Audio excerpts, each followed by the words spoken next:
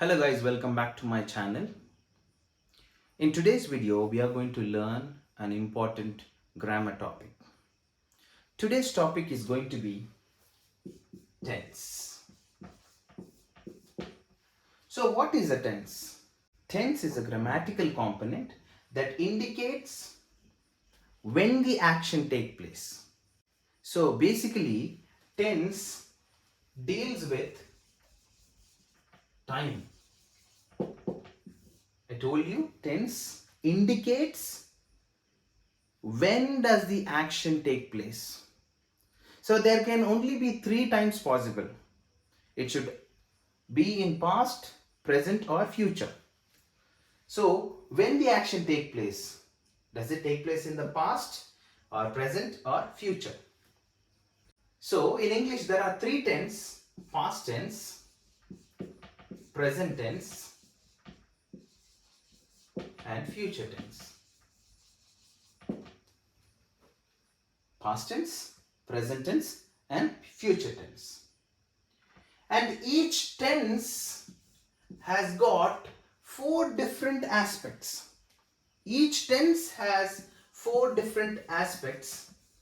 We are going to learn every tense and every aspect in detail in this series of videos. So past tense has 4 different aspects. Simple past, I'm just putting it in short form. Past continuous, past perfect, past perfect continuous. In the same way, when it comes to present, simple present, present continuous, present perfect, present perfect continuous. When we go to future, simple future, future continuous, future perfect, future perfect continuous. So 3 tenses have got 4 aspects. So in English there are only 3 tenses. When you are asked by someone, you always say there are only 3 tenses because there can only be 3 times. But there are 4 aspects for each of the tenses. Be very clear of that. It is not 12 tenses. There are only 3 tenses and 12 aspects. So we are going to learn each and everything in detail. Okay. So before getting into this, we shall learn the structure of a sentence. Let's say, what is a sentence? Yeah, basically, what's a sentence? Sentence is a group of words. A group of words. A group of words cannot be a sentence, first of all. A group of words should give you complete meaning. Randomly, I cannot write few words on the board and say this is a sentence. That's not a sentence. Sentence must give a complete meaning. A phrase cannot be a sentence. Of course, a phrase is also a group of words, but it cannot be a sentence. A sentence must give you a complete meaning. Okay, a group of words that gives you a complete meaning that is called a sentence. The structure of a sentence is subject plus verb plus object. This is the basic structure of the sentence. You must have already learned in a small, earlier classes. A sentence consists of subject plus predicate. Yeah, you know what is a predicate, you know what is object. Of course, a sentence can be without object. Without object, a complete, meaningful sentence can be. But for you to understand, I have taken this structure: subject, verb plus object. A complete, meaningful sentence will have subject, verb, object. Of course, I'm again reminding you, a meaningful, complete sentence can be even without an object. You know what is a subject, what is a verb and object, right? A subject is the doer of the action. You must have heard agent, right? An agent is the doer of the action. Verb, yeah, you know. It's an action word. Of course, we will go into verbs in future videos very detailed. Object is the receiver of the action. Okay, so subject is the doer. Of course, we have the action here, and of course, object is the receiver of the action. Receiver of the action. So, subject is basically of noun or a pronoun. A subject is made up of, let's say, a subject will always be a noun or a pronoun. So if you want to learn nouns and pronouns, there are videos. I'm going to pin them in the first comment. Please go through those videos as well. Okay, a subject is a noun or a pronoun. Okay, we are not going to deal with subject, verb, object now. We are going into tenses, but this is basic idea. And coming to the verb, action verbs, action words, and of course object. Object are also either they should be noun or a pronoun. So as I told you, noun or pronoun make the subject and object. Of course, action is an action. Okay, so before getting into tense in detail, we should learn one more concept, that is conjugation of verb. What is this conjugation? What is this new word? It is simple. A conjugation is, okay, it is a form of verb that indicates tense, number or person. Okay, the conjugation of the verb depends upon the regular and irregular form of the verb. I'm going to upload a video, particularly for the verb. So at that time you will be able to understand in detail. So conjugation of the verb, you must have already learnt in the previous classes. Present form or base form, past form, past participle form, and continuous form. To make you understand, what I generally do is I'll give them a short form. So this is V1, this is V2, and this is V3, and this is V4. So basically the base form of the verb is V1 form.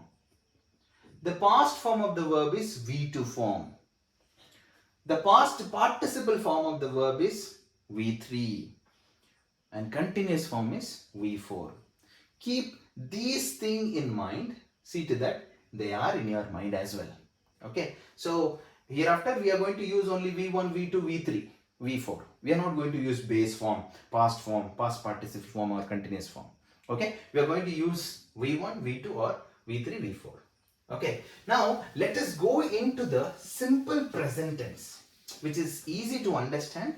So I'm just taking up from the simple present tense. Simple present tense. The basic structure, let's say formula of simple present tense is subject plus V1 plus object. Clear? Subject plus V1 plus object. Okay, it is easy, simplest form. Okay, a subject, any random subject. Let's say Charles.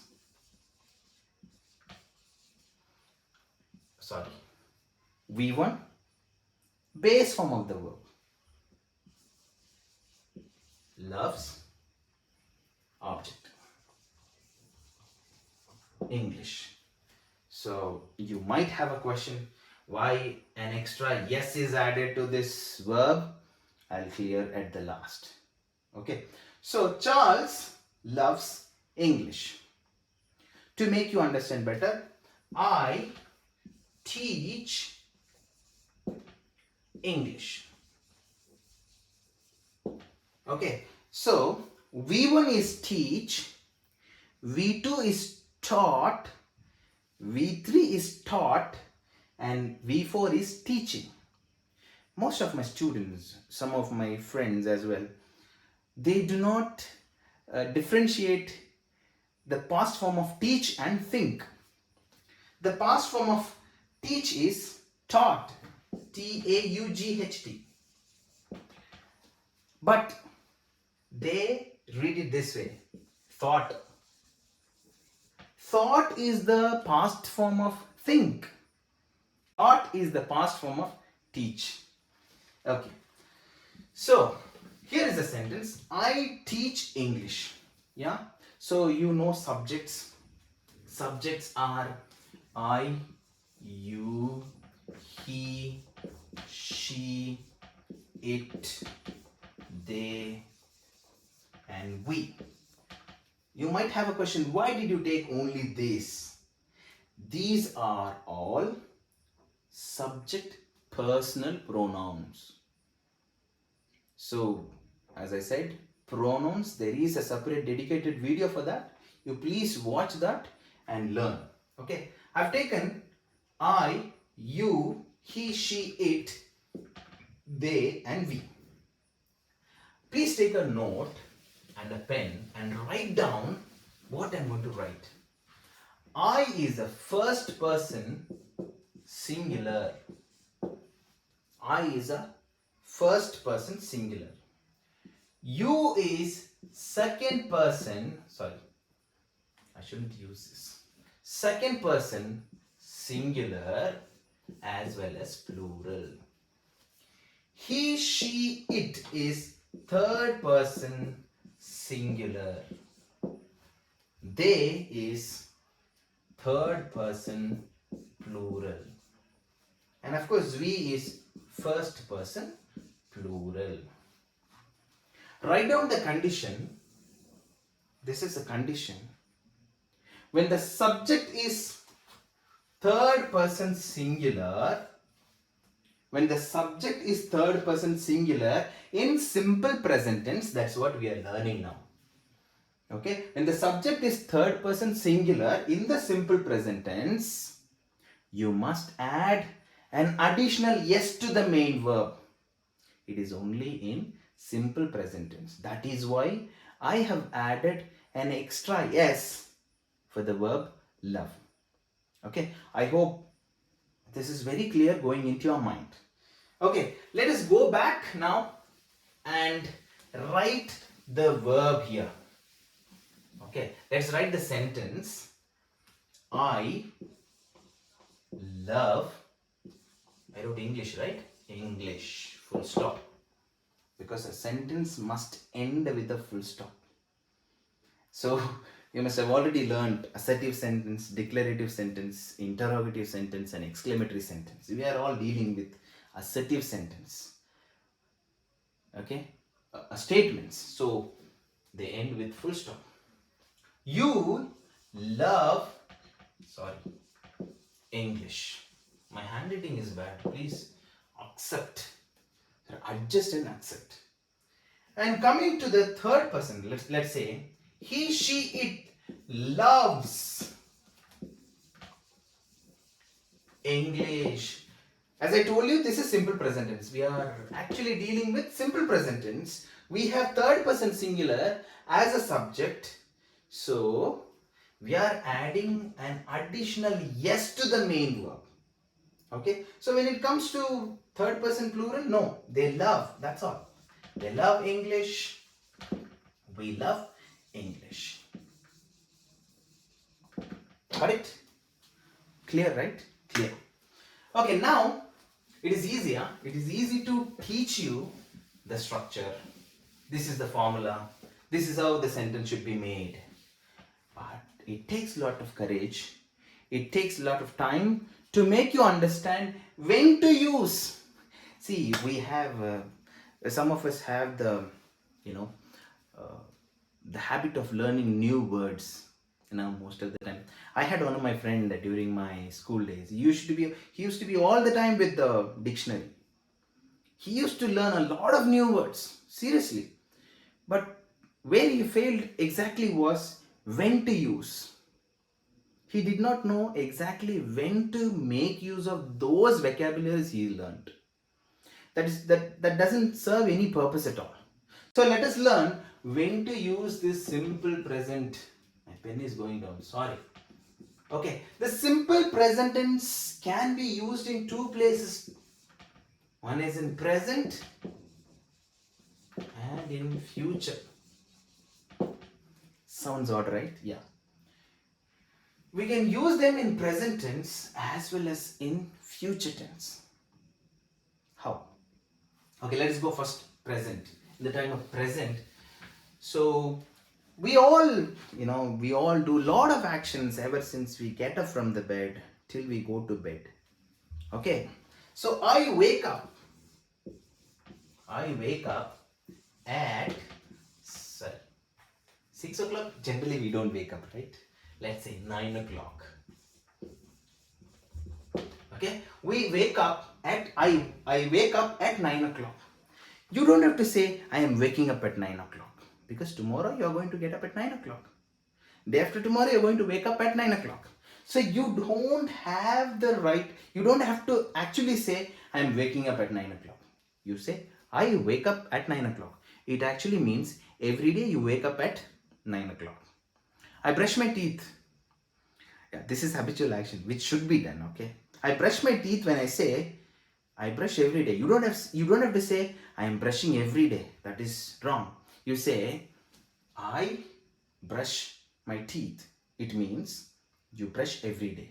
So the actions that you keep doing it every day on regular basis, they are called habitual actions. Spellings, please. If I make spelling errors, please try to accept me. I do make a lot of spelling mistakes. My children really know, and I have completely surrendered in front of them that I make a lot of spelling mistakes. But when my children make mistake, I find them out. Okay, so when you keep doing the action on regular basis, they are all called habitual actions. So when you want to express your habits, you use simple present tense. When you want to express your habits, you use simple present tense. So when you want to express your habitual action, simple present tense is used. The second instant when you use your simple present tense is when you want to express your permanent situation. When you want to express your permanent situation, let's say I live in Tumkur. See, you don't have to say I'm living in Tumkur. That's not right. I live in Tumkur. That's why people ask you, where do you put up? Where have you put up? You say, I put up in Tumkur. Yeah? So, I live in Tumkur, which means yesterday I lived here. Today I'm living. Tomorrow also I will live. So, permanent resident. In a permanent situations, when you want to express your permanent situation, you use simple present tense. Let's say my friend lives in London. Of course, none of my friends live in London. I'm just giving you example. The next thing is, the next instance when you want to, when you use your simple present tense is universal truth, which are always right. Let's say 2 plus 2, 4. 2 plus 2 make 4. Yeah, it is 4 only. If you calculate in Earth, it is 4. If you go to Mars and calculate, it is 4. Yeah. Of course, we have very famous line. Whenever it comes to English class, students will say, tell me a universal truth. Sun rises in the east. Can you say the same thing to your geography teacher? Sun rises in the east? Never.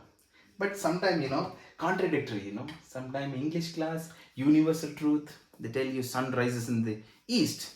You go to geography class and say, sun never, rises or never sets. But still, English, you need to accept and learn. So when you want to express your universal truth, you use simple present tense.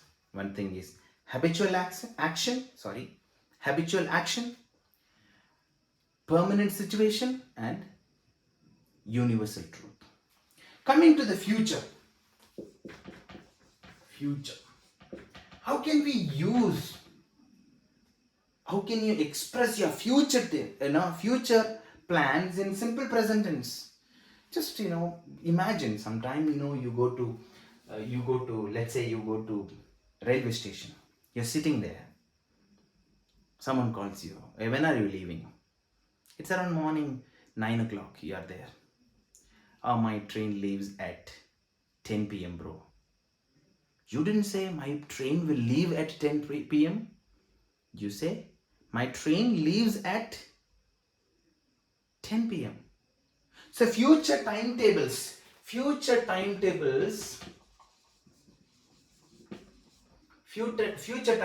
can also be expressed in simple present tense. We leave this city by tomorrow morning. I did not say we are going to leave. Now we are leaving. I didn't say. I say I'm telling my students, let's say I'm telling my companions.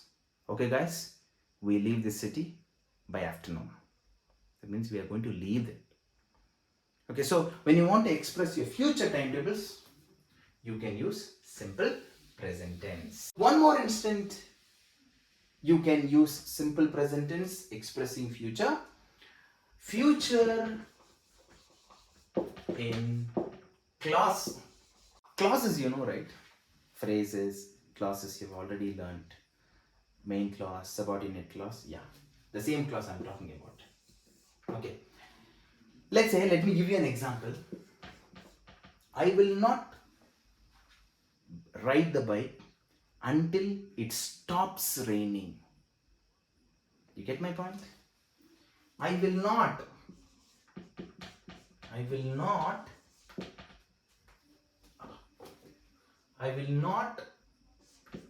what did I say? Start riding, right?